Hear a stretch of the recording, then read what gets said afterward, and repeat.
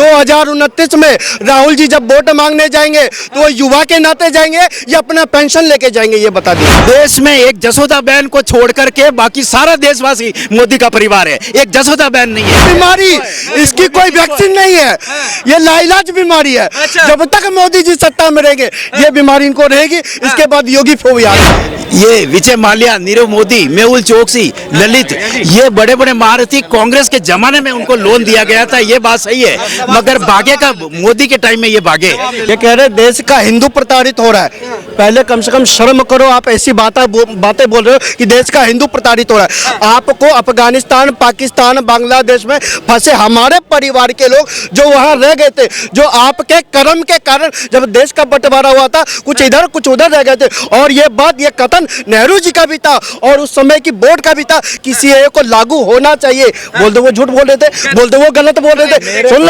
सुन लो, वो हमारे परिवार के लोग जब भारत में मोदी जी ला रहे हैं, उनको बसाने का काम कर रहे हैं, उनको नागरिकता देने का काम कर रहे हैं, उनको सम्मान देने का काम कर रहे हैं, उनको रोजगार देने का काम कर रहे हैं। आपको कष्ट क्यों है भाई? कह रहे नागरिकता का बिल। दिक्कत ये है कि जो भारत में बसे हुए उनको तो रोजगार दे नहीं पा रहे, विदेशों से बुला के उनको रोजगार। बेरोजगार है क्या? बिल्कुल बेरोजगार। राहुल गांधी के रोजगार की बात करते हैं भाई, समझ नहीं रहे हो।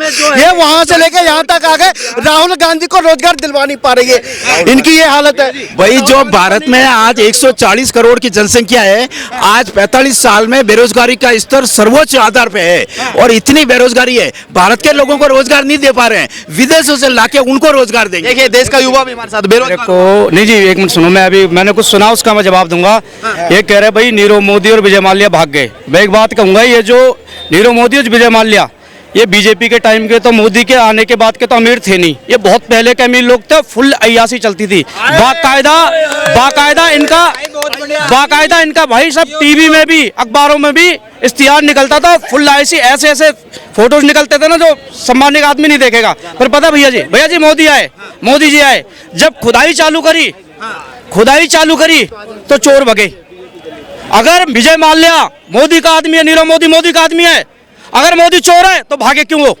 ये जब के टाइम के अमीर लोग हैं, ऐसे करते थे। मोदी ने जब खुदाई चालू करी, बैंकों का पूरा ऑडिट करवाना शुरू करा, तब पता पड़ा कितना माल दबा के बैठे। ये सारा लोन कांग्रेस ने दिया, तब विजय माल्या भी भगा, नीरव मोदी भी भगा, बहुत सारे सैकड़ों लोग भगे मोदी राज में। भैया क्यों भग रहे? अगर यही काम एसबीआई बॉन्ड के बारे में, इतना एसबीआई बॉन्ड के बारे में जानते हो आप? जी सब मेरे को पता है, मैं ये कह रहा हूँ, कह रहे कि एसबीआई पे नहीं बोलेगी बीजेपी। एसबीआई तो क्या है, उनकी पोल खुलने वाली है 1-2 दिन में। दे तो दी रिपोर्ट, आज शाम को ही दी है रिपोर्ट दे दी, नाम आ जाएंगे उनके सामने, ये सब कच्चा चिट्टा सब खुलने वाला है। उसके बाद में पता चलेगा कि किन किन बड़े पूंजीपतियों ने इलेक्ट्रल बॉन्ड खरीदा और बीजेपी को चंदा दिया, और उसके एवज में उनको क्या फायदा मिला। कांग्रेस को चंदा नहीं मिलता था क्या? कांग्रेस चंदा नहीं मिलता था क्या?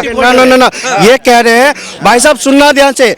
सुप्रीम कोर्ट ने जब डंडा चलाया तो ये लोग बड़े अति उत्साहित हो गए कि डंडा चला दिया। पहली बात आपको बता दे कि सबसे ज्यादा इलेक्ट्रल बॉन्ड से काली कमाई अगर किसी ने ली है तो कांग्रेस ने ली है। वो घबरा रहे हैं, वो डर रहे हैं कि भैया अगर ये उजागर हो गया तो हम पहले से भ्रष्टाचारी थे, अब और जनता के सामने नंगे हो जाएंगे। सच्चाई ये है। अरे सुन लो, प्रेशर कांग्रेस नहीं बना रही, सुन लो। अरे घबरा, दिल पे दर्द है, मुझे पता है, ये दर्द रहना चाहिए। इनको जो दर्द है ना भाई साहब, ये दर्द ऐसा है कि ये जा नहीं सकता। इलेक्ट्रल बॉन्ड में किसने किसको ये जो कह रहे हैं भाग गए, ये उनको चंदा बेचते थे कि भैया मोदी को हटाओ, फिर हम वापिस आएंगे और देश को लूटेंगे। लेकिन देश में इन जनता ने चौकीदार को बिठाया और चौकीदार का डंडा चलता है, इसलिए वो फरार है। और चौकीदार भागा कब? इन लोग अभी इस भाई ने बताई, ये आम आदमी है, इसने बताई कि भैया मलाई किसके शासन में उन्होंने खाई? मलाई कांग्रेस के शासन में खाई। और चौकीदार आया तो वो लोग अपना बोरिया बिस्तर समेट के भाग। मैं इनसे पूछना चाहता हूँ, चौकीदार का काम क्या होता है? चौकीदार के रहते हुए चोर अगर चोरी करके भाग जाए तो ये चौकीदार डिफॉल्टर है, फिर चौकीदार खुद चोर है, मिला हुआ है, चोरों से मिला हुआ है। अच्छा सर, एक सेकंड, एक सवाल सुनना। चौकीदार के रहते हुए चोर क्यों भाग गए? एक सवाल सुन लीजिए, एक सवाल तो सुन लीजिए सर।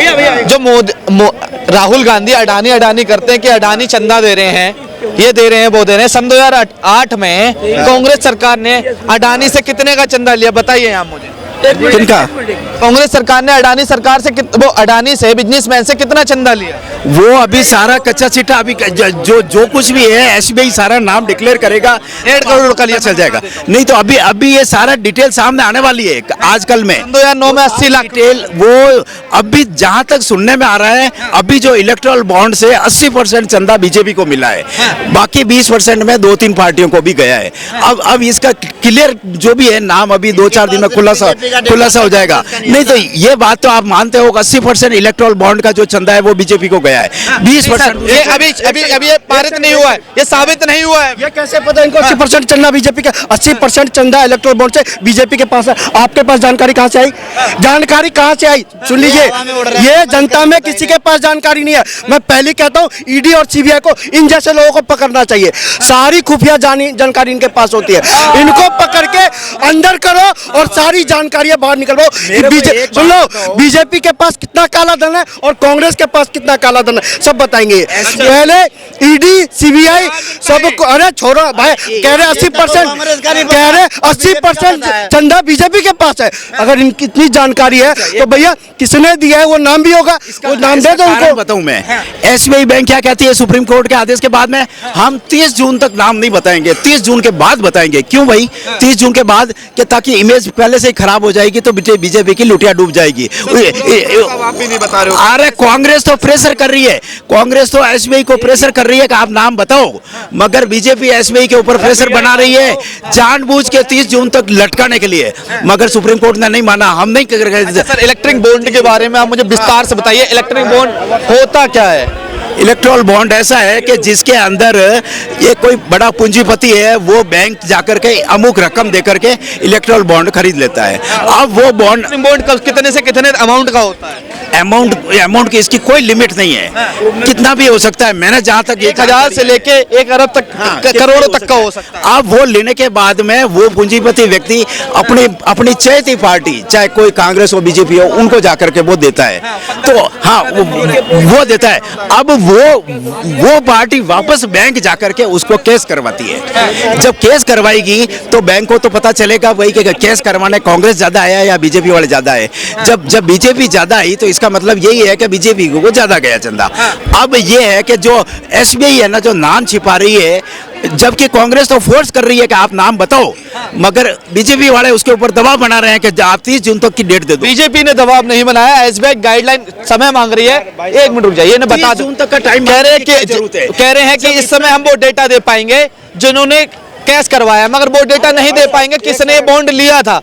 टाइम दे दीजिए, हम क्लियर जानकारी देंगे सर, पूरी जानकारी। यही तो उसकी नीयत खराब लगती है, उसको बीजेपी का नाम छिपाना है उनको, क्योंकि एसबीआई की मिली भगत है बीजेपी से। एसबीआई और बीजेपी एक नहीं, मुझे एक बात बता, 1 मिनट भाई, 1 मिनट। अगर कांग्रेस मुझे एक तो नाम बता देते ना, बीजेपी का नाम कैसे बताएंगे? मुझे एक बात बता दीजिए, ये सुप्रीम कोर्ट ने डंडा चलाया एसबीआई के ऊपर, एसबीआई को जवाब देना है इलेक्शन कमीशन में, इलेक्शन कमीशन को अपने साइट में दिखाना है। अब ये बीजेपी कहां से आ गई?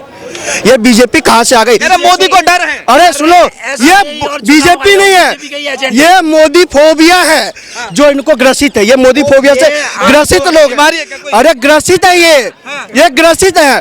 और ये बीमारी, इसकी कोई वैक्सीन नहीं है, ये लाइलाज बीमारी है। जब तक मोदी जी सत्ता में रहेंगे ये बीमारी इनको रहेगी। इसके बाद योगी फोबिया, नई बीमारी आई है मोदी फोबिया। इसके बाद योगी फोबिया आ जाएगा।